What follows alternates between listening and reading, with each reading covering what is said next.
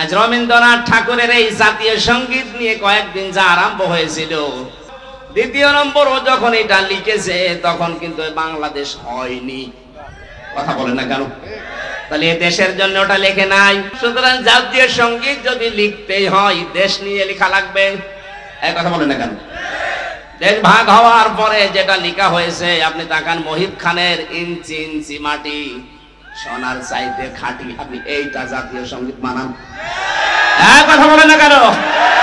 কারণ এটা আমার ছেলে মেয়েরা যখন পড়বে তখন যেন দেশের প্রতি ভালোবাসা জন্মায়, মানবতার প্রতি ভালোবাসা জন্মায়। সর্বোচ্চ ওর ভেতরে ইসলামের কিছু কথা দেওয়া আছে। আমরা সে মুসলমান, মুসলিমদের এই কথাগুলো আমাদের অন্তরে বাঁচবে। আর এই মুশরিকের কথা, যে আল্লাহকে বিশ্বাস করতো না, আল্লাহর সাথে শিরিক করতো, রাসূলের কোন নিয়ম নীতি তার ভেতরে আমরা পাই না, এই মানুষটার জীবনী নিয়ে, মানুষটার কথা নিয়ে আলোচনা হবে। ঢাকা বিশ্ববিদ্যালয়ে আগামী থেকে যদি কোনো আলোচনা অনুষ্ঠান হয়, স্যার সলিমুল্লাহ খান যিনি জমি দিয়েছিলেন তার নামে হওয়া লাগবে। এই কথা বলেন না কেন? এত উপকার করলেন শত শত বিঘা জমি দিয়ে, তার নামে কোনো কিছু হয় না। কোথা থেকে কোন ভেন দেশে শকুন উড়ে এসে জুড়ে বসে কি বলে গেল, তার নামে আপনি অনুষ্ঠান করবেন? বাংলার টাকা দিয়ে আগামীতে মুশরিকের জন্য কোনো অনুষ্ঠান হবে না। অনুষ্ঠান যদি হতে হয়, যিনি জমি দিয়েছিলেন তার জীবনী থেকে কিছু করেন। এই কথা বলেন না কেন? কোরআন পড়েন, হাদিস পড়েন, মানুষকে জানান, তার জন্য দোয়া করেন আল্লাহ যেন তাকে মাফ করে দেয়।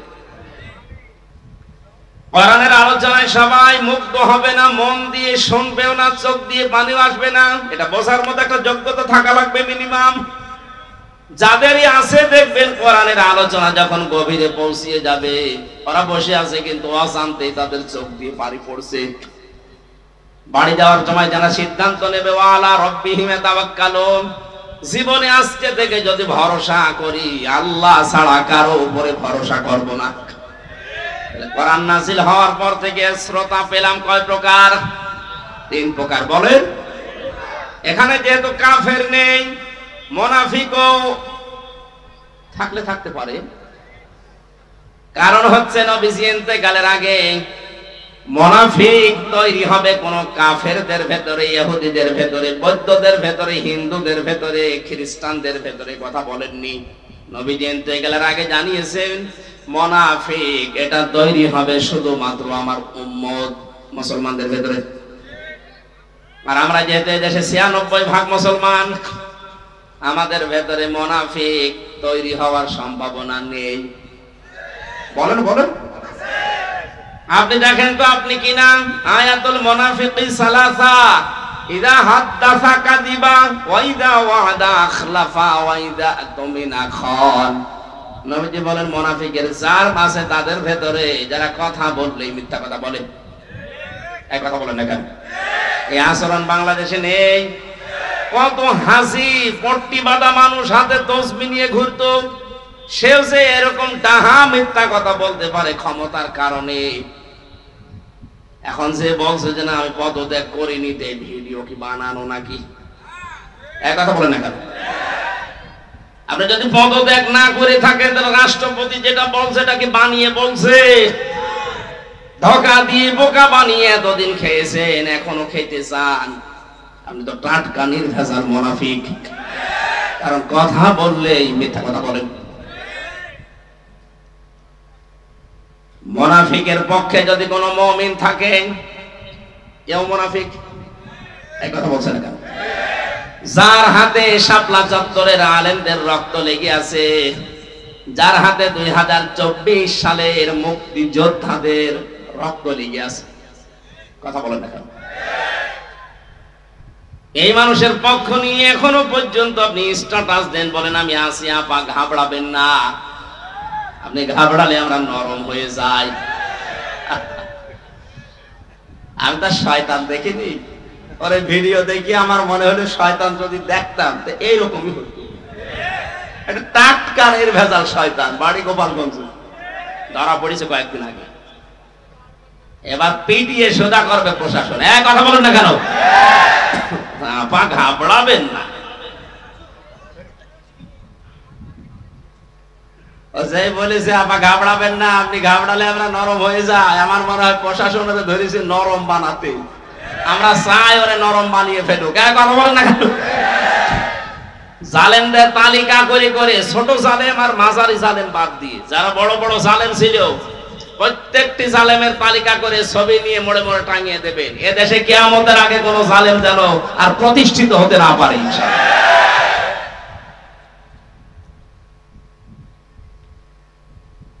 তিন প্রকার যে শ্রোতার কথা বলছিলাম, কাফের নেই আমরা বুঝলাম, কিন্তু মুনাফিক যেহেতু এটা তৈরি হওয়ার সম্ভাবনা এখানে আছে, আমরা যেন মুক্ত হতে পারি এই জন্য হাদিসটা বললাম।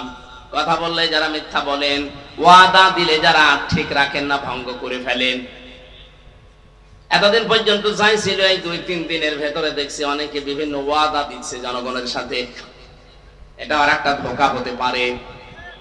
অনেকেই বলছে আমরা বাড়ি বাড়ি কার্ড তৈরি করে দেব যদি ক্ষমতায় যেতে পারি।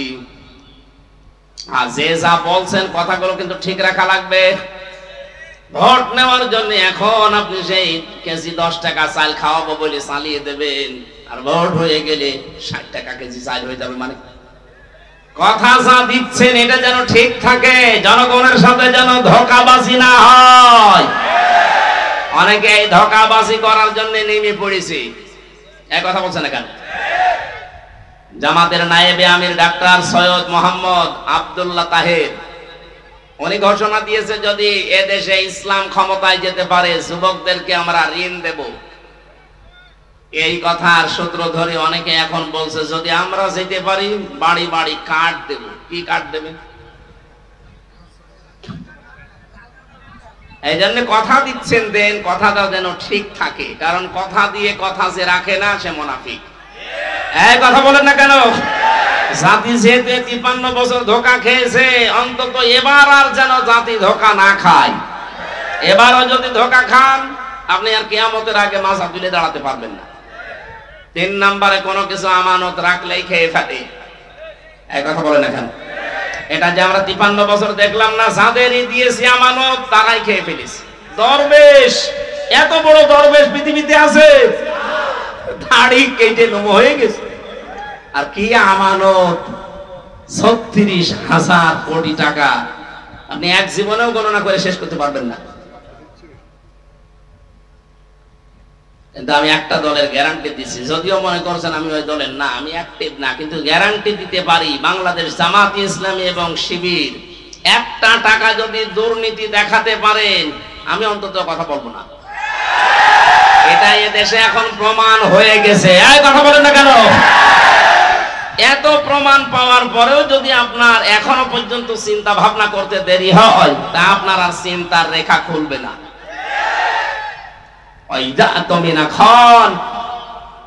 আমানত রাখলে যারা খেয়ানত করে ফেলে, এরা যে খেয়ানত করবে না তার বাস্তব প্রমাণ অলরেডি দেখিয়ে দিয়েছে। আশা করছি আপনি ভরসা রাখতে পারেন। এবার যেন কোরআনে কারীম সংসদে যায় সেই ব্যবস্থা আমরা যেন করে দিতে পারি। আল্লাহ আমাদেরকে যেন তৌফিক দান করেন, চর্ম চোখে যেন দেখতে পারি যে কোরআন দিয়ে দেশটা চলছে। খুব বড় আশা আমার, সারা জীবনের আশা। আমি জেলখানায় 3টা বছর যতদিন তাহাজ্জুদ পড়েছি প্রতিদিন আমার এই দোয়া ছিল, আল্লাহ তুমি যাই করো অন্তত চর্ম চোখে একটা দেখার সুযোগ করে দিও 56,000 বর্গ মাইল কোরআন দিয়ে চলছে। এটা একটা মিনি জান্নাত হয়ে যাবে। অনেকে মনে করছে যদি কায়েম হয়ে যায় আমি যে একটু লাল পানি খাই ওটা খেতে পারবো না। পারবে, কিন্তু আপনার লাল পানি খাওয়ার মন হবে না। এমন পরিবেশ আল্লাহ তৈরি করে দেবে, পুরা 56,000 বর্গ মাইল মসজিদের মতো হয়ে যাবে। এই কথা বলেন না কেন? মসজিদে প্রবেশ করলে যেমন বিড়ি খাওয়া যায় না, খেতে মনে চাইলেও ওটা পরিবেশ আলাদা। খেতে পারবেন? বলেন। বাবা খেতে পারবেন, ডাল খেতে পারবেন, গাঁজা কিচ্ছু পারবেন না, কারণ পরিবেশটা এরকম। কোরআন যদি কায়েম হয়ে যায় পুরা বাংলাদেশের 56,000 বর্গ মাইল এভাবে মসজিদের মতো বানিয়ে ফেলবে, তখন আপনি আর বিড়ি খাবেন এরকম মনই থাকবে না, লাল পানি খাওয়ার মনে তো আসবেই না। আল্লাহ একটা জান্নাতের পরিবেশ তৈরি করে দেবে, আর মরে গেলেই আপনি জান্নাতি। কারণ কোরআন যদি কায়েম হয়, কোরআনের শাসন ব্যবস্থা থাকে, ওই দেশে যদি ছোটখাটো গুনাহ কেউ করেও আল্লাহ তাকে মরণের আগে মাফ করিয়ে তারপরে মৃত্যু দেয়। একটা হাদিস পড়ছিলাম, খলিফাতুল মুসলিমিন হযরত ওমর রাদিয়াল্লাহু তাআলা আনহু মানে রাষ্ট্রের দায়িত্ব পালন করে বাড়িতে আসলেন, ঘরে উঠবেন, দেখেন বারান্দায় একটা লাশ, তার ছোট্ট মানুষ 12 টুকরা করে রেখেছে। রেগে গেলেন, কি আমি দেশ চালাই কোরআন দিয়ে, আর আমি রাষ্ট্রের দায়িত্ব পালন করেই কোরআন দিয়ে আসছি, আর আমার ঘরের বারান্দায় তাও 12 টুকরা করে রেখে দিয়েছে, তাও ছোট মাসুম বাচ্চার লাশ। কে করলো? তিনি তদন্ত কমিটি গঠন করলেন। 3 দিন হয়ে গেল, কোনো কেউ ধরা পড়ে না, কেউ এসে বলেও না। তার খাওয়া দাওয়ার চিন্তা বন্ধ হয়ে গেছে, খাওয়া দাওয়া বন্ধ হয়ে গেছে। তিনি চিন্তা করলেন, আমি কোরআন দিয়ে দেশ চালাচ্ছি, আর আমার দেশে একটা অবৈধ হত্যা হয়ে গেল, আমি কোনো কুল কিনারা করতে পারলাম না। এরকম শাসক যদি আজ 53 বছরের ভেতরে পেতাম, বাংলাদেশে বিনা কারণে কেউ হত্যা হতো না। একজন মারা গেছে তাই তার খাওয়া দাওয়া বন্ধ হয়ে যায়। আর শাপলা চত্বরে যেভাবে মানুষ মেরেছে, বিডিআর যেভাবে হত্যা করেছে, 2024 সালে যেভাবে পুলিশের ভ্যান থেকে তাজা মানুষকে ফেলে দিয়ে পিষে মেরেছে, কত মানুষকে আগুন লাগিয়েছে আশুলিয়ায় দেখেননি? এখনো পর্যন্ত এই লাশগুলো চোখের সামনে ভাসে। আপনি এমনিতে মাটি দিতে পারতেন, আপনি আবার আগুন ধরিয়ে দিলেন। আপনি মানুষ। এই দেশে এই স্বৈরাচারীকে যদি নিষিদ্ধ করতে হয় কিচ্ছু লাগবে না, শুধু আশুলিয়ার এই লাশগুলোই যথেষ্ট। মানুষ এত নিচে নামতে পারে ক্ষমতার জন্য। হযরত ওমর 3 দিনের ভেতরে চিন্তা করে করে তার মাথা খারাপ হয়ে গেছে, আমি এখন কি করি। হঠাৎ দেখলেন এক মহিলা যুবতী তার বাবাকে শাহরাজ দরবারে হাজির, ডাক দিয়ে বলে, খলিফাতুল মুসলিমিন, যে লাশের চিন্তা আপনার ঘুম আসে না, ওই ছেলেটা আমার নিজের, আমি ওকে টুকরা টুকরা করেছি, 12 টুকরা করে আপনার বারান্দায় রেখে গেছি। হযরত ওমর বলে, মেয়ে কি বলো, মাথা ঠিক আছে তোমার? বলে, হ্যাঁ, এই যে আমার বাবা সাক্ষী আছে, আমার বাবাকে আমি সাথে করে নিয়ে এসেছি, আমার নিজের জন্ম দেওয়া সন্তান, এটা ওকে আমি 12 টুকরা করেছি নিজের হাতে। কোথায় ফেলবো? আপনার বাড়ির বারান্দায় রেখে গেছি। হযরত ওমর বললেন, যা বলো, এই কথা যদি ঠিক থাকে তোমার শাস্তি কি কোরআন দিয়ে তুমি জানো? মেয়েটি বলে, হ্যাঁ, আমি কোরআনের হাফেজা, আমি জানি। আপনি রেডি করেন, আপনি কি শাস্তি দিতে পারেন কোরআন দিয়ে? মানুষ হত্যা করার যে শাস্তি হযরত ওমর আরম্ভ করবেন। হঠাৎ করে 4 জন যুবক রাজ দরবারে এসে বলে, খলিফাতুল মুসলিমিন, বিচারটা একটু লেট করেন, যেই কারণে আপনি এই মেয়েটাকে শাস্তি দিতে চান হত্যার, মেয়েটার কোনো দোষ নেই, দোষ আমাদের 4 জনের। এই মেয়েটা তার বাবাকে নিয়ে পাহাড়ি এলাকায়, জঙ্গলি এলাকায় থাকতো, বসবাস করতো। ওখানে আমরা শিকারে গিয়েছিলাম, যাবার পরে এই মেয়েটার রূপ সৌন্দর্য দেখে শেষ পর্যন্ত যৌবনের তাড়নায়, শয়তানের ধোঁকায়, নফসের ধোঁকায় পড়ে আমরা বাবাকে বেঁধে রেখে তার সম্ভ্রম নষ্ট করেছি। এরপরে সে গর্ভবতী, এই কারণে সন্তান, এটার কারণে আপনি এই মনে করছিলেন, শাস্তি যদি দিতে হয় আমাদের দেন। হযরত ওমর ওদেরকে জিজ্ঞাসা করলেন, 3টা দিন পার হয়ে গেল, তোমরা আসলে না কেন? আগে থেকে যদি আসতে তাহলে আমার খাওয়া দাওয়া বন্ধ হয় না, আগেই বিচার করে দিতাম। ছেলেগুলো বলে, খলিফা, আমি আসি নাই, আমরা এই জন্য মনে করেছিলাম যা করলাম কেউ সাক্ষী তো নেই, ধরা যদি না পড়ি বেঁচে যাব। কিন্তু কোরআনে কারিম আমাদেরকে বাঁচতে দিল না। বারবার কোরআন আমাদের সামনে এসে এই কথা আমাদেরকে যেন আহ্বান জানায়, দুনিয়াতে যে গুনাহ করলে এটার যদি শাস্তি দুনিয়ায় না হয়, মরণের পরে কিন্তু আল্লাহ ডবল করে বিচার করবে। মুসলমানের এখানে একটা কথা বলে রাখি, কোন অপরাধের শাস্তি যদি আপনি দুনিয়ায় না পান, ওই অপরাধের বিচার যদি আল্লাহ কিয়ামতে যেদিন করবে, ডবল করে করবে। কথা বুঝতেছে? 3টা পাপের শাস্তি আল্লাহ ডবল দেবেন। সূরা ফুরকান 19 নম্বর পারার 4 নম্বর পৃষ্ঠার 13 নম্বর লাইনে আছে, 69 নম্বর আয়াত, والذين لا يدعون مع الله إلها آخر ولا يقتلون النفس التي حرم الله إلا بالحق ولا يزنون إلى آخر آية। এই দুনিয়াতে আল্লাহকে ডাকে, তার পাশাপাশি যারা অন্যকে ডাকে তাদের শাস্তি হবে মরণের পরে ডবল। আল্লাযীনা লা ইয়াদউনা মা'আল্লাহি ইলাহান আখার। এই যে মা মানে সঙ্গে, সাথে, আল্লাহকে ডাকে কিন্তু তার সাথে অন্য কাউকে ডাকে। আর এইটাই বাংলাদেশে চালু করার জন্য এই 15.5 বছর অনেকে উঠে পড়ে লেগেছিল। আপনি আল্লাহকে ডাকেন, পাশাপাশি আমার বাবাকেও ডাকেন, এই জন্য মোড়ে মোড়ে বাবা। কথা বলে না কেন? এমন কোন জায়গা ছিল যে বাবা নেই? মাথার উপরে বাবা, টয়লেটেও বাবা। আমি তো অনেক টয়লেটে যেয়ে দেখেছি বঙ্গবন্ধু টয়লেট। কি গো? আর কোন জায়গা বাকি ছিল? টাকার ভেতরেও দিয়ে রেখেছেন। বাজার করতে গেলে ওইদিকে তাকিয়ে মনে হয়েছে না একজন আছে, মাথার উপরে রেখে দিয়েছেন। অথচ কোরআন জানিয়েছে ওয়া কালিমাতুল্লাহি হিয়াল উলিয়া, সব চাইতে উপরে থাকবে আমি আল্লাহর কথা। এখন ডক্টর মোহাম্মদ ইউনূসের মাথার উপরে যেটা লেখা লা ইলাহা ইল্লাল্লাহু মুহাম্মাদুর রাসূলুল্লাহ, আমরা এটা চাই। এক কথা বলেন, সব চাইতে উপরে থাকবে কার কথা? আল্লাহকে ডাকার পাশাপাশি যারা অন্য কাউকে ডাকার সিস্টেম করে দিয়েছিলেন তাদের শাস্তি ডবল হবে। আল্লাহ মনে হয় এইটা সহ্য করে নাই, এই জন্য বিকাল 5টা বাজতে বাজতে সারা দেশ থেকে আল্লাহর বিপক্ষে যারা তাদের সব নষ্ট করে দিয়েছে। আমার কুষ্টিয়াটা একটু শক্ত ছিল, ওটা ভাঙতে একটু দেরি হয়েছে। এত শক্ত পাথর সারা দেশের টাকা পয়সা খরচ করে করে আমার মনে হয় এগুলো বানিয়েছিল। অন্যান্য জেলার তুলনায় আমার কুষ্টিয়াতে যেহেতু আল্লাহর ওলি 2 জন আছে, হানিফ আর ইনু, এই 2 জন মিলে বানিয়েছে। এত মহব্বত আপনার, আল্লাহর রাগ ও মানুষের অন্তরে তাদের প্রতি এত বেশি দিয়েছে। একজনকে দেখলাম আদালতে কেউ লাথি দিচ্ছে, পচা ডিম দিচ্ছে, আর একজনের বাড়ির ইট খুলে নিয়ে চলে যাচ্ছে। তার আজকে আমরা পরিষ্কার আল্লাহর সাথে অন্য কাউকে ডাকবো না, সে মরা বাবা হোক আর জিন্দা বাবা হোক। কথা বলেন না কেন? বিভিন্ন মাজারে এই সিস্টেম গুলো চলতো। আল্লাহর পাশাপাশি ইয়ালি বাবা, শাহাদি বাবা, দয়াল বাবা, ল্যাংটা বাবা। এই জন্যই তো মাজার ভাঙা আরম্ভ হয়েছে।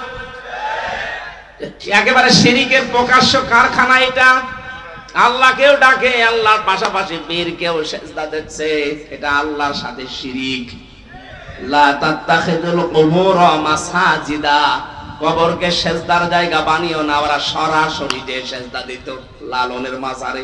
এই কথা বলতে আর প্রকাশ্য কাজা তো আছে।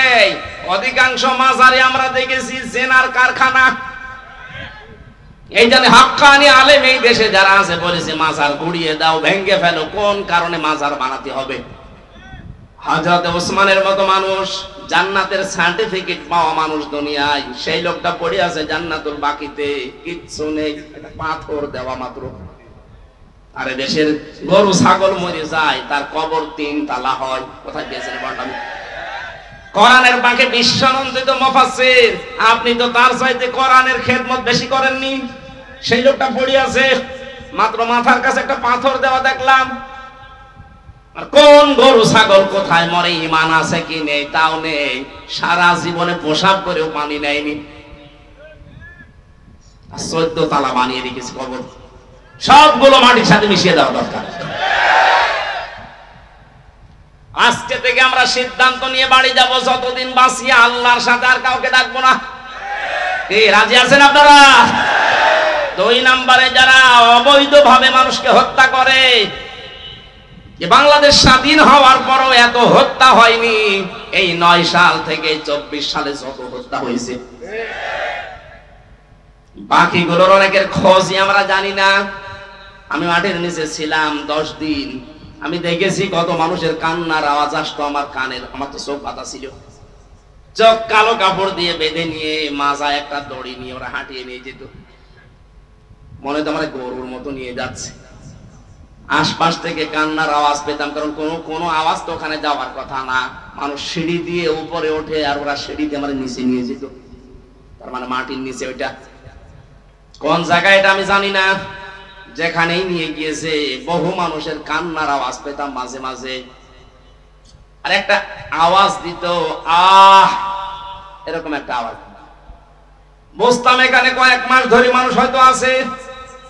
যে সমস্ত মানুষ পাহারা দিয়ে যেত ওই এসআই যারা, তাদেরকে প্রকাশ গোপনে বলতাম ভাই যে আওয়াজ আসলো, সব তো না, অধিকাংশ গুলোতে হিন্দু পেয়েছিলাম, কিছু কিছু যাদের একটু মনুষ্যত্ব আছে বলতো হুজুর 1 মাস 2 মাস না, কেউ 2 বছর 5 বছর পড়ে আছে, কেউ জানেই না। আপনি এখনো পর্যন্ত বলেন আমার কি দোষ, কি দোষ আপনি টের পান না। কোন দোষ যদি আপনার নাও থাকে, আপনার সবচেয়ে বড় দোষে আয়না ঘর। আপনি জানেন না কি হয়তো ওখানে ইলিয়াস আলীর মেয়েকে নিয়ে আপনি কি করলেন, কি নাটক, কি প্রতারণা, অথচ তাকে আপনি মেরে ফেলেছেন আগে। আমার মাঝে মাঝে রিমান্ডে আশ্চর্য লাগতো, আল্লাহ যে অফিসার গুলো এই করে যায় আমার সাথে, এরা রাতে বাড়ি যেয়ে ঘুমায় কি করে?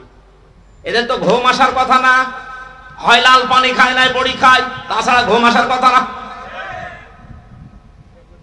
এই জন্য শাস্তি হবে তাদের ডবল, এখন শুরু হয়েছে কেবল ডবল শাস্তি হবে।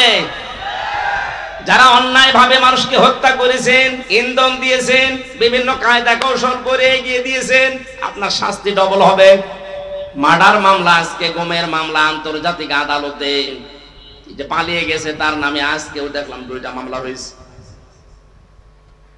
আপনি যে সাহস করেন যে আমি পাশাপাশি আছি, চট করে ঢুকে পড়বো, আসেন আপনি আসেন, আপনাকে আমরা চট করে ঢুকবে আর ফট করে ঢুকে দেবো আয়না করে। থাকেন পড়ি ওখানে। ব্যারিস্টার আরমান 8 বছর আছে, আপনি 16 বছর থাকবেন। 16 বছর তো আর বাঁচবে না, যে কয় বছর আছেন ওখানে থাকবেন, দেখেন কেমন লাগে। ভার্সিটি থাকতে আমি একটা উপন্যাস পড়েছিলাম, ওর নাম হচ্ছে দেখ কেমন লাগে। আমার মনে হয় এইটা ওদের কপালে আছে। কথা বলেন না কেন? কয়জন এরকম আশা করছেন যে আসি পাশাপাশি চট করে ঢুকে পড়বো, আসেন ঢোকাবো, দেখ কেমন লাগে। উপন্যাসটা পুরাপুরি পড়লে খুব ভালো লাগে। আমার মনে হয় সামনে এদের কপালে এটা হতে যাচ্ছে। ভাইরা আমার, অন্যায় ভাবে যারা হত্যা করেছেন ডবল শাস্তি পাবেন।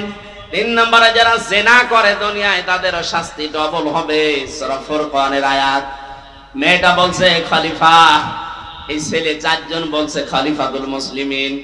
চিন্তা করলাম দুনিয়ায় মার্ডারের শাস্তি যদি না পাই, কিয়ামতে আল্লাহ কিন্তু ডবল শাস্তি দেবে। কয়টা? এজন্য দুনিয়ায় হয়ে যাক, আপনি যে বিচার আছে কোরআনের করে দেন, দুনিয়ায় শেষ, পরকালে যেন আল্লাহ এই বিষয়ের কোনো বিচার না করে আমাদেরকে মাফ করে দেয়। হযরত ওমর বললেন তাই তো, তোমরাই তো দোষী, মেয়েটার তো দোষ নেই। মেয়েটাকে ডাক দিয়ে বললেন তোমার দোষ এইটা যে তুমি 12 টুকরা করেছো লাশটা, আমার ঘরের বারান্দা রাখলে, অন্য কোথাও ফেলে দিলে না কেন? মেয়েটা কোরআনের হাফেজা, ডাক দিয়ে বলছে খলিফাতুল মুসলিমিন, আমার সন্তানকে আমি গলা টিপে মেরে ফেলতে পারতাম। 12 টুকরা করেছিলাম আমি, বিভিন্ন জঙ্গলে পাহাড়ে ছিটিয়ে দিতে পারতাম, কিন্তু আপনার কাছে আমি কেন দিলাম?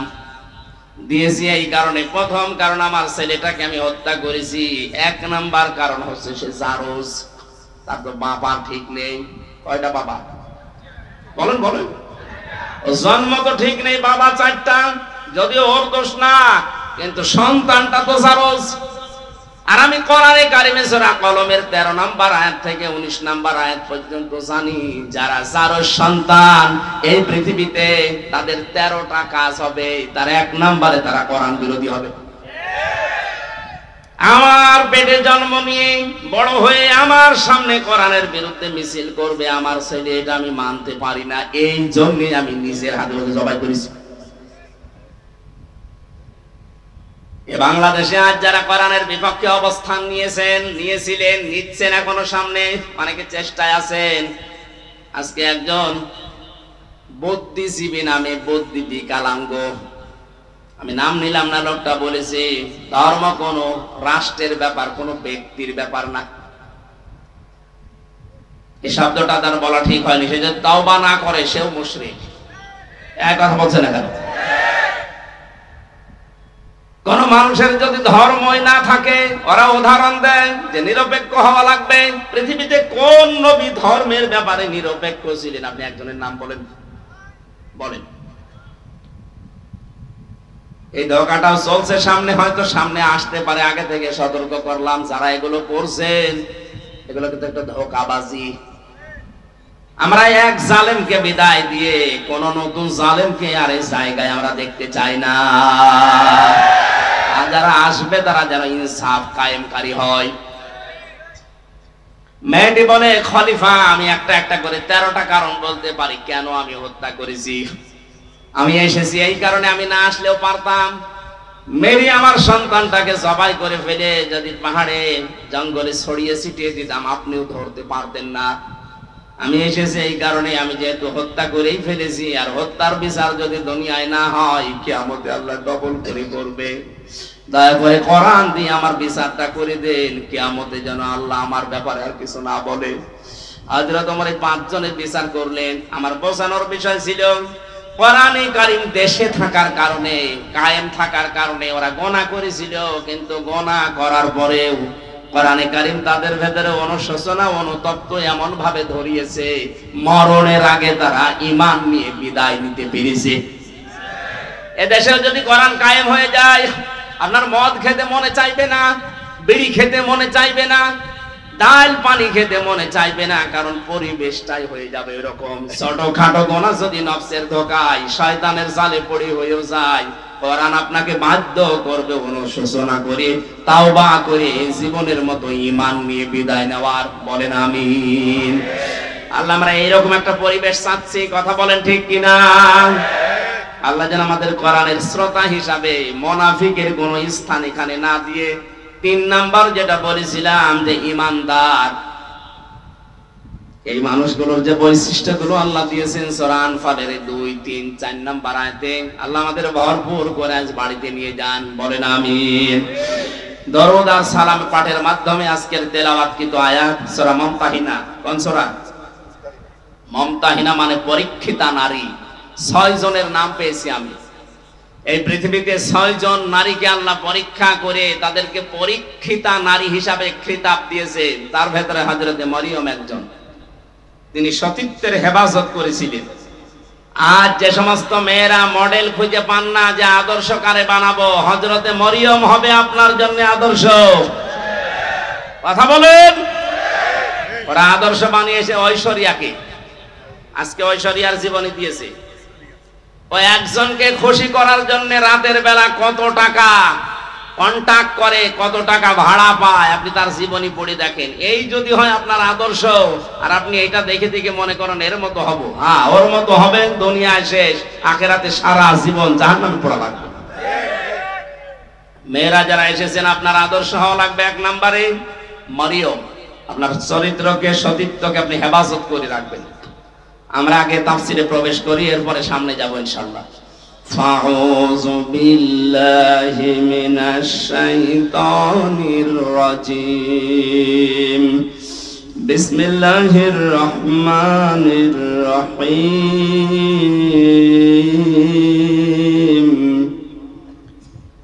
ইয়া আইয়ুহান নাবিয়্যু ইযা জাআকাল মুমিনাতু ইউবাইয়িনাকা আলা আল্লা ইউশরিকনা বিল্লাহি শাইআ। সাদাকাল্লাহুল আযীম। সূরা মুমতাহিনা নামকরণটা, এর ভেতরে শব্দটা আছে, এখান থেকে সূরার নামকরণ। আজকে আমরা সবগুলো আয়াত পড়েছি মাত্র 1 আয়াতের 4 ভাগের 1 ভাগ। আমার আজকের আলোচনার বিষয় হচ্ছে ঈমান কিভাবে আপনি আনবেন। আমরা তো অনেকে ঈমানদার বসে আছি, কিন্তু এইভাবে না। ঈমান আনতে হলে কিছু শর্ত মানা লাগে। আমরা যেন আজকে শোনার পরে ওই শর্ত অনুযায়ী আমাদের বাকি জীবন চালাতে পারি। বলেন আমিন। সূরা মুমতাহিনার 12 নম্বর আয়াতটা পড়েছি। আল্লাহ ডাক দিয়েছেন ইয়া আইয়ুহান নবী, হে নবী। কোরআন শরীফের ভেতরে আল্লাহ ইয়া মুহাম্মদ বলেন নাই, ইয়া নবী, ইয়া রাসূল এই শব্দটা লাগিয়েছেন। আর মুহাম্মদ শব্দ বলার সঙ্গে সঙ্গে নবীজির রিসালাতের ঘোষণা দিয়ে তার সম্মান আরো বাড়িয়ে দিয়েছেন। আজকে রাসূলের সম্মান বাড়ানোর জন্য রবিউল আউয়াল মাসে যারা জন্মদিন পালন করেন, সাফ করে শুনে রাখেন, পৃথিবীর কোন মানুষের জন্মদিন মৃত্যুদিন পালন করার ভেতরে কোনো ফায়দা নেই। এমনকি কোন মানুষ যত উপকার করুক আপনার জীবনে, ও যদি মারা যায় সর্বোচ্চ 3 দিনের উপরে কোনো শোক নেই। হ্যাঁ, একজন মহিলার স্বামী যদি মারা যায় তাহলে 3 মাস 10 দিন সে বিবাহ বন্ধনে আবদ্ধ না হয়ে তার জন্য অপেক্ষা করে এর পরবর্তীতে অন্য স্বামী গ্রহণ করবে, এই শেষ। পৃথিবীর কোন মানুষের জন্য 3 দিনের উপরে শোক জায়েজ নেই। আর আমরা সেই 75 সাল থেকে শোক পালন করিয়েই আসছি। কেন? উনি কি আপনার কি স্বামী হয়? আপনার কি বাবা হয়? কোন কারণে শোক পালন করা লাগবে তার জন্য বলেন? আপনি কি তাকে ইসলামের ঊর্ধ্বে মনে করেন? ওই যে আমি বললাম না যে ঈমান ভাঙ্গে যায় 10টা কারণে, তার 10 নম্বর কারণে পৃথিবীর কাউকে যদি কেউ ইসলামের ঊর্ধ্বে মনে করে তার ঈমান ভেঙে যায়। এই কারণেই তো আপনি এটা করেন, প্রতি বছরে বছরে জন্মদিন মৃত্যুদিন পালন করেন, তাকে মনে করেন ইসলামের ঊর্ধ্বে। ইসলামে জায়েজ নেই, আপনি পেলেন কোথায়? আগামী থেকে এটা আমরা আর করতে চাই না। এই জন্য তো এবার রাষ্ট্রীয়ভাবে 15ই আগস্ট পালন করতে দেয়নি।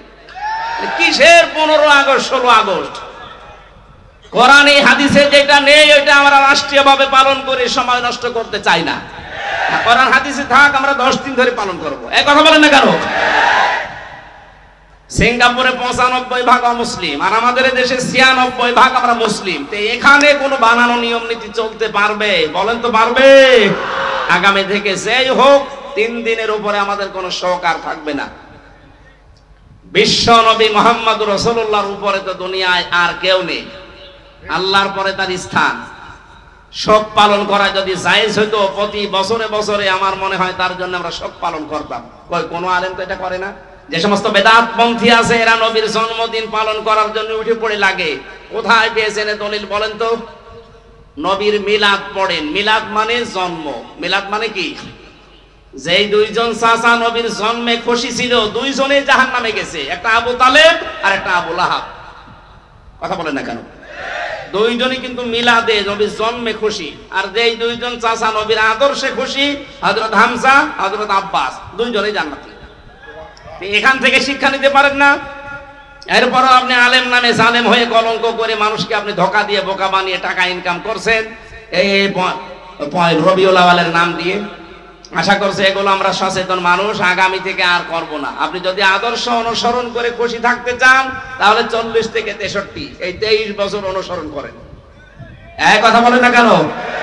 আমরা এখন থেকে কারো জন্ম নিয়ে আনন্দ করব না। আমাদের জন্ম নিয়ে আনন্দ না, আমাদের আনন্দ হবে তার আদর্শ নিয়ে। কথা বলেন না কেন? নবীজিকে আল্লাহ ডাক দিলেন ইয়া মুহাম্মদ, যেখানে কোন জায়গায় কোরআনে আল্লাহ দেয়নি। নাম নেওয়ার সঙ্গে সঙ্গে রিসালাতের ঘোষণা দিয়ে তার সম্মান বাড়িয়ে দিয়েছেন। মুহাম্মাদুর রাসূলুল্লাহ, ওমা মুহাম্মাদুন ইল্লা রাসূল, মা কানা মুহাম্মাদুন আবা আহাদিম মির রিজালিকুম ওয়ালাকির রাসূলুল্লাহ খাতামান নাবিয়্যিন। আর আছে সূরা মুহাম্মদ একটা আয়াত, আলা নুজিলা আলা মুহাম্মাদ ওয়াল হাক্কু মির রাব্বিহিম। প্রত্যেকটি জায়গায় আল্লাহ তার নাম নেওয়ার সঙ্গে সঙ্গে ঘোষণা দিয়েছেন যে তিনি আমার রাসূল। জোরে বলেন আল্লাহু আকবার। এই জন্য আমরা এই জায়গা একটা স্পর্শকাতর জায়গা। রাসূলুল্লাহকে কেউ গালি দিলে আমরা সহ্য করতে পারি না। কুষ্টিয়াতে গত 2 দিন আগে একজন বুঝে হোক না বুঝে হোক গালি দিয়েছে। এখানে কোনো ছাড় নেই, আপনি বুঝে দেন আর না বুঝে দেন আপনি অপরাধী। কুষ্টিয়া ফুঁসে উঠেছে, সারা দেশ এখন ফুঁসতেছে। আগামী থেকে আমরা এই দেশের এই বিবেক বুদ্ধিহীন কিছু মানুষ আছে বিভিন্ন নাম নিয়ে যারা চলে, সে যে নামেই হোক, রাসূলুল্লাহর ব্যাপারে কিন্তু কোনো আপোষ নেই। বিশ্ব নবীকে অপমান করার চেষ্টা করলে, গালিগালাজ করলে, যা করা লাগে এই দেশের মানুষ কিন্তু তাই করবে। এজন্য সাবধান হয়ে থাকবেন এই বিষয়ে। অন্তত আপনি আমারে গালি দেন, অসুবিধা নেই, কিন্তু রাসূলুল্লাহকে গালি দিতে পারবেন না। আমাদের জীবনের চাইতেও তিনি আমাদের কাছে দামি। কথা বলেন ঠিক কিনা? আল্লাহ এই মহব্বতের কারণে যেন আমাদেরকে মাফ করে দেন। আমি এখানে একটা তথ্য বলবো, এই যারা মহব্বত করে আল্লাহর রাসূলকে এই কথা বলে শেষ করে দেন, তাদের জন্য খুব শিক্ষা আছে এখানে। আপনি শুনেছেন আয়াতটা, দেখেন এইভাবে নেই। قل إن كنتم تحبون الله فاتبعوني يحببكم الله ويغفر لكم ذنوبكم الله غفور رحيم সূরা আলে ইমরানের 31 নম্বর আয়াত। আল্লাহ পাক বলেন, নবী আপনি বলুন, তোমরা যারা বলো আল্লাহ তোমাকে ভালোবাসি, এই দাবি যারা করো তাদেরকে বলছি এই দাবি করার দরকার নেই। যদি দাবি সত্যে প্রমাণ দিতে চাও, ফাত্তাবিউনি, আমি রাসূলের অনুসরণ করো। এখানে যে তাবউন শব্দটা আছে, তাবাইন, যত অভিধান আছে আরবিতে দেখবেন তাবউন মানে দেখে দেখে চলা। আমার সামনে বেলাল স্যার যেভাবে হেঁটে যাবে, যেভাবে পা ফেলবে, যেভাবে হাত নাড়াবে, যেভাবে মাথা দোলাবে, ওইভাবে দেখে দেখে চলার নাম আরবিতে তাবউন। তাহলে রাসূলুল্লাহকে কি অনুসরণ করা লাগবে, ইত্তেবা করা লাগবে তাকে দেখে দেখে? প্রশ্ন আসতে পারে, উনি তো আমার সামনে নেই। হ্যাঁ, উনি সামনে নেই, ওনার আদর্শ পড়ে আছে আমাদের সামনে। বিদায় হজের ভাষণের দিন বলেছিলেন, তারাকতু ফীকুম আমরাইন, দুইটি জিনিস রেখে গেলাম, লান তাদিল্লু মা তামাসসাকতুম বিহিমা, কিতাবাল্লাহ ওয়া সুন্নাতু রাসূলিহি। দুইটা জিনিস রাখলাম, যদি অনুসরণ করতে পারো কোনোদিন পথ ভ্রান্ত হবে না, পথ হারা হবে না, মায়ের খাবে না, না খেয়ে থাকবে না। এই তাদিল্লু শব্দের 99টা অর্থ আছে। কোনদিন আপনি না খেয়ে থাকবেন না, কারণ এই জমিন আল্লাহ আমাদেরকে ওয়ারিশ বানিয়েছেন। জমিনের ওয়ারিশ যারা, তারা না খেয়ে থাকবে। মানে পৃথিবীতে যারা আল্লাহকে মানে না, তারা এই পৃথিবীর ভাড়াটিয়া, আর আমরা হচ্ছি জমিনের মালিক। মালিক কোনদিন না খেয়ে থাকতে পারে না। আমরা যেহেতু অনুসরণটা ওইভাবে করতে পারছি না, কিভাবে? ফাত্তাবিউনি, আমি রাসূলকে তোমরা অনুসরণ করো।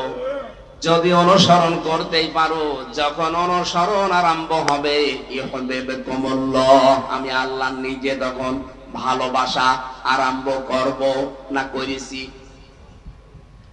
এখানে যারা আরবি গ্রামার বোঝে জিজ্ঞাসা করেন, ইউহিব্ব এটা মুজারে, বর্তমান, ভবিষ্যৎ, প্রেজেন্ট, ফিউচার। যখন থেকে আপনি নবীজিকে অনুসরণ আরম্ভ করবেন, তখন থেকে আপনাকে আল্লাহ ভালোবাসা শুরু করবে। কি কথা বুঝতেছেন? তার মানে এখনো যারা নবীর আদর্শকে অনুসরণ আরম্ভ করেনি, করবে বলে আশা করছে, আল্লাহ তাদেরকে ভালোবাসা শুরু করেনি। আমি কথা বোঝাতে না পারলে আবার রিপিট করব। রাসূলুল্লাহকে কেউ যদি অনুসরণ করা আরম্ভ না করে, আল্লাহ তাকে ভালোবাসা শুরু বলেন করেন। আর আল্লাহ যদি ভালোবাসে, কয়েকটা উপকার আছে। 1 নম্বরে আল্লাহ পাক বলেন, আমি যদি কাউকে ভালোবাসি, ওয়ায়াগফির লাকুম যুনুবাকুম। ইয়াগফির এটাও মুজারে, বর্তমান, ভবিষ্যৎ, প্রেজেন্ট, ফিউচার। জামবুন 1 বছর, যুনুব বহু বছর। আমি আল্লাহ যদি কাউকে ভালোবাসা আরম্ভ করি, ওর জীবনের কোনো গোনা বাকি রাখি না, সব মাফ করে দেই। আর আল্লাহর নিয়ম হচ্ছে, কোন জায়গায় যদি আল্লাহ গোনা মাফ করে দেয়, ওই জায়গাটা আল্লাহ ফাঁকা রাখে না, পুরা নেকি দিয়ে পাল্টিয়ে দেয়। আল্লাহ যদি কাউকে ভালোবাসে, কি পেলাম? আল্লাহ নিজে তাকে ভালোবাসা আরম্ভ করবে, তার জীবনের গোনাগুলো মাফ করে দেবে, আর গোনা মাফ হয়ে গেলে আল্লাহ তাকে জান্নাতে দেবে। এবার আমার আয়াতের মূল শিক্ষা হচ্ছে, রাসূলকে অনুসরণ করা আরম্ভ করা লাগবে না লাগবে না? এটা কি আংশিক না পূর্ণাঙ্গ? বলেন। আজ যারা আংশিক অনুসরণ করেন, তারা কিন্তু এখনো আল্লাহর ভালোবাসা পাওয়া শুরু করেননি। আংশিক অনুসরণ মানে হয়তো দাঁড়িয়ে আছে রাসূলের মতো, জুব্বা গায়ে দেন, খাবারের পরে মিষ্টি খান, রাসূলের মতো সালাত আদায় করেন, সিয়াম পালন করেন, হজ করেন রাসূলের মতো দেখে দেখে। কিন্তু বিশ্ব নবী যে 10 বছর রাষ্ট্র চালিয়েছিলেন, এইটাকে আপনি রাজনীতি মনে করেন। কথা বলেন না কেন? তাহলে অনুসরণ কি আপনার আংশিক না পূর্ণাঙ্গ? আংশিক অনুসরণ করলে আল্লাহ আপনাকে ভালোবাসা শুরু করবে। কোন জায়গায় আছে কোরআনে দেখান। এই জন্যই তো বারবার বলছি, রাসূলুল্লাহকে আজ থেকে অনুসরণ করা লাগবে পূর্ণাঙ্গ। রান্নাঘর থেকে শুরু করে আন্তর্জাতিক জীবন পর্যন্ত, পা থেকে শুরু করে মাথা পর্যন্ত, প্রতিটি জায়গায় আমার অনুসরণীয় একজন, তিনি মুহাম্মাদুর রাসূলুল্লাহ। আমি যখন পুরা এই সিদ্ধান্ত নিয়ে শুরু করব অনুসরণ, যে দুনিয়া আমি কাউকে দেখে চুল কাটবো না, আমার চুল কাটার স্টাইল হবে মেসি। বলেন বলেন, আমার চুল কাটার স্টাইল হবে ঋত্বিক, শাহরুখ খান। কে? রংপুরে কত দোকান আছে সেলুনের, একটা দোকানে আপনি লেখা দেখাতে পারেন যে এখানে সুন্নাত অনুযায়ী চুল কাটা হয়। ওখানে লেখা আছে এখানে শাহরুখ কাট দেওয়া হয়, এখানে অজয় কাট দেওয়া হয়। আবার ওদের ছবি টাঙিয়ে রাখে কোন কাট চান। তাহলে এখন আমাদের কি অনুসরণ হওয়া লাগবে? মাথার এই চুল থেকে শুরু করে পা পর্যন্ত। অনেকে দাড়ি রাখে কিন্তু এমন স্টাইল, এটা স্টাইল হবে, সুন্নাত হবে না। রাসূলের সুন্নাত এক মুষ্টি পরিমাণে দাড়ি রাখতে হবে, এরপরে যদি কেটে ফেলেন অসুবিধা নেই। এই কথা বুঝতেছেন? যদিও এই মাসলাটা নিয়ে মতভেদ আছে আলেমদের ভেতরে, তবে এক মুষ্টি রাখবেন আপনি। আমি ওই মতভেদপূর্ণ বিতর্কে গেলাম না। দাড়ি আপনার রাসূলের মতো হয় না, মাথার চুল রাসূলের মতো হয় না। মোজ যে রাখার সিস্টেম, আল্লাহর নবী বলেন খালিফুল মুশরিকিনা আও ফুল্লুহা ওয়াকফুশ শারিব, মুশরিকদের বিপরীত করবা, দাড়িকে লম্বা করে দিবা আর মোজকে খাটো করবা। এরপরে যত নিচে নামছি আমরা কোন জায়গায় রাসূলের আদর্শ পাচ্ছি না।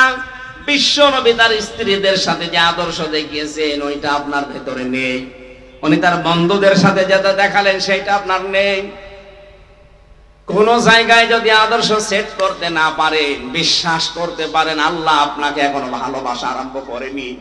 আয়াতটা পড়ার পরে আমার মনে হয় দেশে হাজারো আলেম, হাজারো পীর এখনো আল্লাহর ভালোবাসায় পাওয়া আরম্ভ করেনি। কারণ যেই পীর শুধু জিকিরকে ইবাদত মনে করে রাসূলের তরিকা, কিন্তু এদেশ যে কোরআন দিয়ে চালাতে হবে এটাকে যারা রাজনীতি দুনিয়ার কাজ মনে করে আরো মানুষকে ধোঁকা দিয়ে বোকা বানিয়ে রাখে, এটা পীর। বলেন এরকম পীর দেশে নেই? 48,000 পীর, অধিকাংশ গুলোই দেখবেন কিছু কিছু ইবাদতকে ইসলাম মনে করে পালন করছে, আর বাকি মেজর হাজারো হাজারো ইবাদত করে দুনিয়ার কাজ করে ছেড়ে দিচ্ছে, অথচ ওইগুলো রাসূলের আদর্শ। বিশ্বনবী জানিয়েছেন তোমরা সবাই ঐক্যবদ্ধ হবা, এটা কোরআনে কারীমের নির্দেশ। ওয়াতাসিমু বিহাবলিল্লাহি জামিআ ওয়ালা তাফাররাকু, সবাই মিলে একভাবে আল্লাহর রজ্জুকে আঁকড়িয়ে ধরবা, এই বিষয়ে কোনো মত পার্থক্য করবা না। অথচ বাংলাদেশে এখন একটা মেজর সমস্যা হয়ে দাঁড়িয়েছে। গত 3 দিন আগের রিপোর্ট একটা পেয়েছিলাম, এই দেশের 100 জনের 14 জন মানুষ এখনো পর্যন্ত পালিয়ে যাওয়া ওই জালেমকে সাপোর্ট করে। 100 জনের 28 জন মানুষ এই দেশে, অনেকে থালা জোর করে থালা নেওয়ার ধান্দায় আছে, যে থালা দিন, তাড়াতাড়ি থালা দিন। কি করবেন থালা নিয়ে? আবার খাওয়া আরম্ভ করবেন। সুখের বিষয়, আনন্দের বিষয়, 100 জনের 58 জন মানুষের তালিকা আমরা পেয়েছি। 100 জনের 58 জন চাচ্ছে এদেশে আল্লাহর বিধান কায়েম হোক। 14 আর 28 বাদ গেলে 58 থাকে। দিন যাচ্ছে, বাড়তেছে। গত কাজ বিশ্ব নবী মুহাম্মদুর রাসূলুল্লাহ ওই সময় বলেছিলেন, সাহাবীরা 3টা কাজ করবা না। কোন নারীর গায়ে হাত দিবা না, কোন শিশুর গায়ে হাত দিবা না, কোন ফলদার বৃক্ষ কাটবা না। 3টা কাজ বেশি বেশি করবা। যেখানে তিনি অবস্থান নিয়েছিলেন বলেছিলেন তাবুর আশপাশে তোমরা রান্নাঘর, চুলা এটা বেশি বানাবা, আর টয়লেট পায়খানা যেটা এটা কম বানাবা। আর আমার শত্রু বড় এখন বেঁচে আছে, আবু জেহেল তো নেই, আবু সুফিয়ান আছে, তার ঘরে যদি কেউ আশ্রয় নেই তাকে তোমরা মাফ করে দিবা, ক্ষমা করে দিবা। এই 1400 বছর পর ডাক্তার শফিকুর রহমান এত অত্যাচার, জুলুম, নির্যাতনের শিকার হওয়ার পরও এই কাজগুলো তিনি এখন দেখিয়েছেন। যারা আমাদের প্রকাশ্য শত্রু ছিল তাদের ওই ঘর বাড়িগুলো উনি পাহারা দিয়েছেন লোক দিয়ে। কথা বলেন। কৌশল অবলম্বন করার জন্য মুসলমানদেরকে নিয়ে তিনি ঐক্য হওয়ার চেষ্টা চালাচ্ছেন। আমরা দেখতে পাচ্ছি কিছু মানুষ এখনো পর্যন্ত সেই মানধাত আমলের আকীদা আকীদা আকীদা এই নিয়ে তারা এখনো ডিভাইডেড আছে। মুফতি জসিমউদ্দিন রহমানী মাদ্দাজিল্লুহুল আলী কয়েকদিন আগে জেল থেকে বের হয়ে উনি জানিয়েছেন এই দেশে মুসলমান যেন এক হতে না পারে এর পেছনে সবচাইতে জঘন্যতম ভূমিকা পালন করছে একজন পীর। জাতি কিন্তু বুঝে ফেলেছে যারা ফরিদউদ্দিন মাসুদের মতো মানুষকে তালয় বানিয়েছেন। এই কথা বলে না কেন? আপনি আর তালয় বানানোর লোক পাননি দেশে। এর মানে একটা কলঙ্কিত মানুষ মুফতি আমিনী সাহেবের জামাই মাওলানা শাখাওয়াতুদ্দিন রাজি আমার সাথে 3 বছর জেলে ছিল বেচারা। উনি মাঝে মাঝেই বলতো, টক শোতেও বলেছে, এই বাংলাদেশে তাসলিমা নাসরিনের মতোই এই ফরিদউদ্দিন মাসুদ, কোনো পার্থক্য নেই। ও আর একই যে লোকটা কোরআনের পাখি সাইদি সাহেবের ফাঁসি চাইতে পারে, একটা মজলুম মানুষ সে জেলখানায় আছে, তারা আমিত্ব দিয়েছিল, আর এই লোকটা শাহবাগে গিয়ে বলছে আমরা তার ফাঁসি চাই। এটা একটা টাটকা নির্ভেজাল কুলাঙ্গার। আরে আলেম নাম নিয়েছে, ওর নাম নাকি বুজুর্গ আল্লামা, কত কিছু দিয়েছে। ওর নামে বুজুর্গ দিলে আল্লাহর আরশ কাঁপবে, ওর নাম বেজিরগু। কথা বলে না কেন?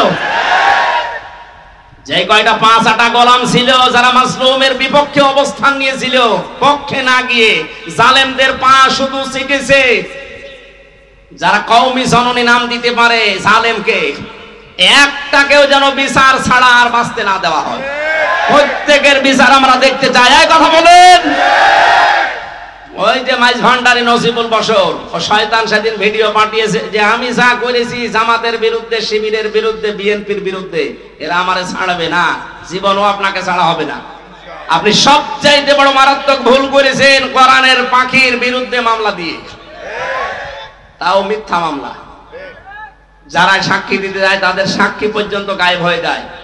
ও নিজে যখন স্বীকার করছে যে আমি এটা করেছি, আমারে ছাড়বে না, না আমরা ছাড়তেও চাই না, দৃষ্টান্তমূলক শাস্তি চাই এই মাইজ ভান্ডারীর। কথা বলেন।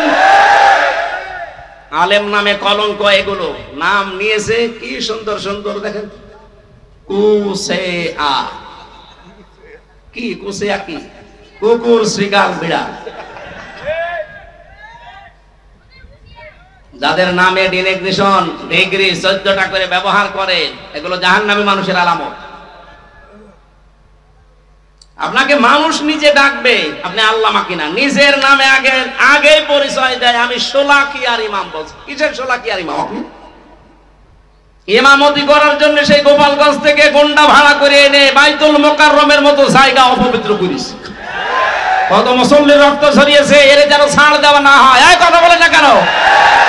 যেই দিন কওমি জননী নাম দিয়েছে এই রুহুল আমিন নামে, আলেম নামে কলঙ্ক, সেই দিন জেলখানায় ওর নামে বদদুয়া করেছে কওমি মাদ্রাসার আলেমরা।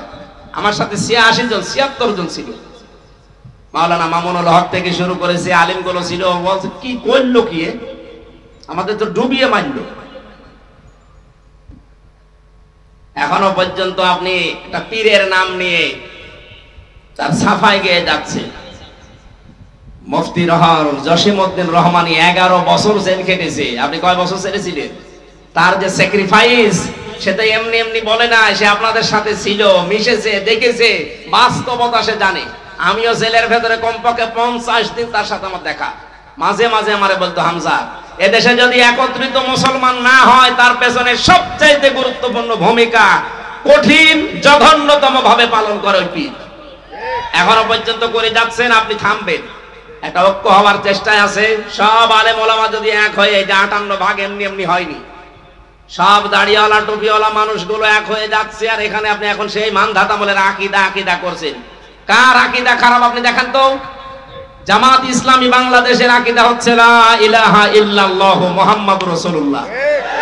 হ্যাঁ, কালেমা যদি আপনি ভুল প্রমাণ করতে পারেন তাহলে জামাতের আকিদা খারাপ।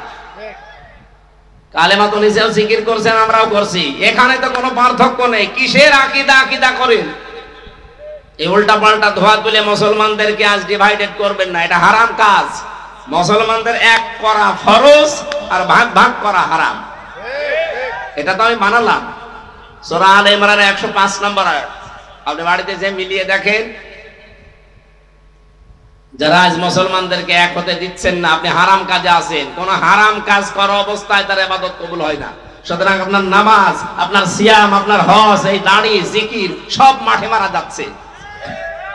আমি আর নিচে নামতে পারলাম না। এরপরও যদি কারো বিবেক না খোলে, আমার মনে হয় ওকে আল্লাহ মোহর মেরে দিয়েছে আবু জাহেলের মতো, ও আর ভালো হবে না। আমার ভাইরা, এখন থেকে আমাদের অনুসরণ হবে রসুলের আংশিক না পূর্ণাঙ্গ? পূর্ণাঙ্গ অনুসরণ যখনই আমরা আরম্ভ করব, আল্লাহ আমাদেরকে ভালোবাসা শুরু করবে। তার মানে বোঝা যাচ্ছে দেশে অনেক আলেম, অনেক পীর এখনো পর্যন্ত আল্লাহর ভালোবাসায় পাওয়া আরম্ভ করেনি। আমরা করেছি, আমরা যারা করছি, চেষ্টা চালাচ্ছি, হ্যাঁ, মাথা থেকে শুরু করে সংসদ পর্যন্ত সব জায়গায় আমার রাসূলের আদর্শ আমরা মেনে নেব। যখনই সিদ্ধান্ত নিয়ে মাঠে নেমে পড়বেন, বুঝবেন আল্লাহ আপনাকে ভালোবাসা আরম্ভ করছে। আল্লাহর ভালোবাসা আরম্ভ হয় তখন যখন কয়েকটা কাজ আপনি দেখতে পাবেন। এই তাকান, আপনাকে যে আল্লাহ ভালোবাসে তার প্রমাণ হিসাবে কয়েকটা কাজ আপনি দেখতে পাবেন সামনে। এক নম্বরে হাদিস, নবীজি বলেন, আমি যখন আল্লাহ পাক যখন কাউকে ভালোবাসেন তখন পুরো আসমানে ঘোষণা হয়ে যায় যে মহান আল্লাহ ওই লোকটাকে ভালোবাসে। আমরা সবাই যারা আসমানে আছো সবাই ওকে ভালোবাসো। পুরো আসমানের ফেরেশতারা তখন তাকে ভালোবাসা আরম্ভ করে দেয়। জমিনে ঘোষণা দেওয়া হয়, পুরো জমিনবাসী শোনো, হামজাকে আল্লাহ ভালোবাসা আরম্ভ করেছে, তোমরাও ভালোবাসো তাকে।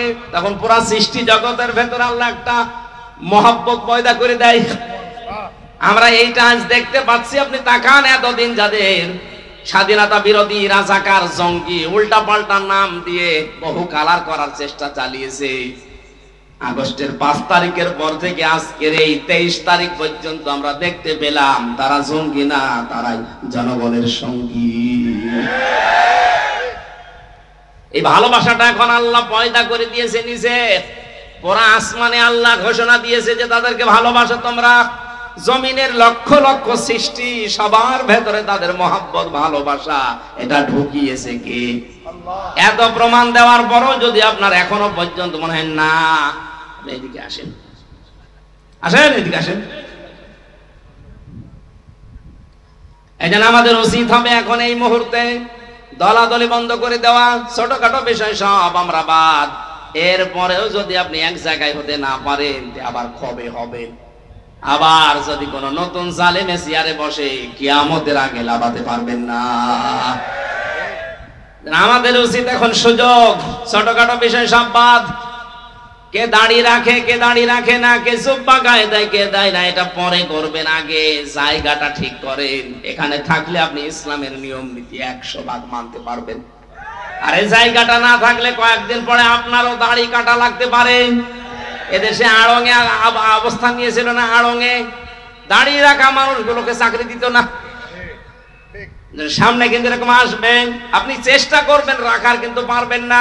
জায়গাগুলো সব জালেমের দখলে চলে যাবে। বিশ্বনবী মুহাম্মদ রাসূলুল্লাহকে আল্লাহ ঘোষণা দিলেন, নবী, যারা আপনার কাছে আসবে যে ঈমান আমরা আনতে চাই, বলবেন 6টা কাজ করো। 1 নম্বরে আলা আল্লাহ ইউশরিকনা বিল্লাহ, কোনদিন আল্লাহর সাথে কোনো বিষয়ে শরীক করবা না।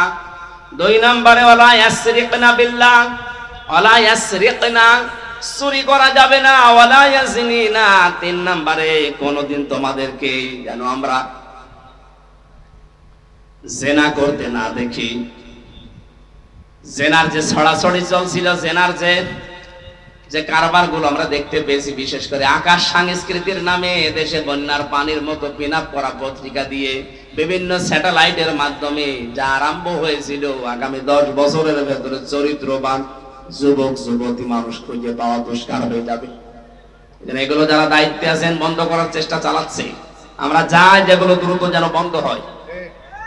এরপরে আল্লাহ দিয়েছিলেন এক একটা শব্দের ভেতরে লক্ষ লক্ষ কথা। আমি তাফসিরে পড়েছি, নোটও করেছিলাম, শুধু গা ঘেমে যাচ্ছে আর রাত অধিক হয়ে গেছে, যেন খুব সামারাইজ করে বলছি। রব্বুল আলামিন বলেন, ওয়ালা ইয়াকতুলনা আওলাদাহুন্না, সন্তান হত্যা করা যাবে না। এই শব্দটার ব্যাখ্যা করলে অনেক ভালো হতো। ওয়ালা ইয়াতিনা বিবহতান, কালকে আমার মাহফিল আছে, এই যে এই ছেলেটার এখানে, কালকে ওয়ালা ইয়াতিনা বিবহতান, এই বহতানের উপর আমি কথা বলবো, কারণ এইটা বাংলাদেশে 15.5 বছরে বেশি হয়েছে। ওয়ালা ইয়াতিনা বিবহতান, মানুষকে আন্দাজে দোষ দিয়ে জীবনটা নষ্ট করে দিও না। আমার জীবন থেকে যে 3টা বছর আপনি ঝরিয়ে দিলেন বেকার বেকার আন্দাজে দোষ দিয়ে, প্রমাণ তো হয়ে গেছে কয়েকদিন আগে আমার মামলা সব খারিজ হয়ে গেছে। আদালত প্রমাণ করেছে আমার কোনো দোষ নেই, আমি নির্দোষ। বিনা দোষে আমাকে এই 3টা বছর নষ্ট করলেন। যারা করেছিলেন তাদের কি শাস্তি হবে, ওই কথাগুলো কালকে আমরা তুলে ধরবো। এরপরে আল্লাহ দিয়েছেন ওয়ালা ইয়াসিনাকা ফি মারুফিন ফাবাইহুন্না, ভালো কাজে কোনোদিন যারা দায়িত্বে আছে এই মানুষগুলোর অবাধ্য হবা না। আস্তাগফিরুল্লাহ, আল্লাহর কাছে ক্ষমা প্রার্থনা করবা এই 6টা গুণ যাদের ভেতরে আছে। ইন্নাল্লাহা গফুরুর রহিম, অবশ্যই আল্লাহ তাআলা দয়াবান এবং ক্ষমাশীল। আল্লাহ আয়াতটা খুব সংক্ষেপে করেছি, বাস্তবে যেন আমাদেরকে মেনে চলার তৌফিক দেন। আগামী কালকে মাহফিল আছে এই নওশাদের গ্রামে, বহতানের উপরে কথা বলবো ইনশাআল্লাহ। আল্লাহুম্মা আমিন।